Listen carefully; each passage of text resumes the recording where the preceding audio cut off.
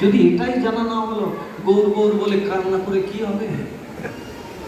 সনাতন গোস্বামী যখন এই কথা বললেন যে জগদানন্দ পণ্ডিত আমাকে এই কথা বলেছে, তাই আমি আজ্ঞা দাও, আমি বৃন্দাবনে ফিরে যাব, মহাপ্রভু তীব্র ভৎসনা দিয়ে বলছেন, কালকের ছেলে জগা তোমারে উপদেশ করে, তুমি আমার উপদেশক আর তোমার সে উপদেশ করে। কত বড় স্পর্ধা! মহাপ্রভুর এই ক্রোধ মূর্তি দেখে জগদানন্দ কোথায় গিয়ে পালাবে, কোথায় গিয়ে আশ্রয় দেবে? যদ্যপি জগদানন্দ পণ্ডিত মহাপ্রভুর অত্যন্ত প্রিয়,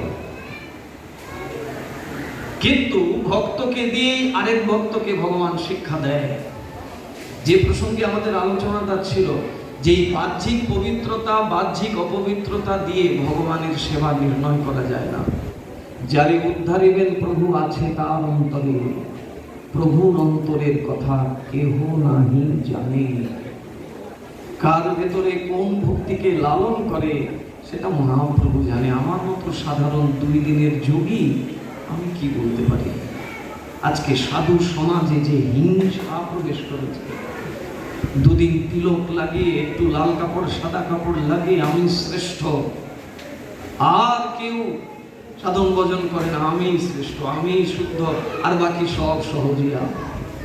যারা এরকমের মন্তব্য করে, যাদের মনের মধ্যে এই ভাবনা আসে যে জগতের সকলেই সহজিয়া আর আমি উত্তম ভক্ত, সে হচ্ছে সবচেয়ে বড় সহজিয়া। মহাপ্রভু যেখানে ভক্তকে আলিঙ্গন করতে গিয়ে তার মনের মধ্যে বিন্দু মাত্র শৌচ অশৌচের বোধ আসলো না, যেখানে ভক্তিটাই মহাপ্রভুর কাছে প্রাধান্য পেল, আর আমরা সাধারণ মানুষ পূর্বজন্মের কৃপায় সাধুর সঙ্গে নিজের জীবনকে পরিবর্তন করতে এসে আমাদের মধ্যেই যদি এই রকমের কপটতা আসে, তাহলে আমার সঙ্গ করে 10 জনের পরিবর্তন হওয়া তো দূরের কথা, 10 জন আরো বেশি ধর্মকে নিন্দা করতে শুরু করবে।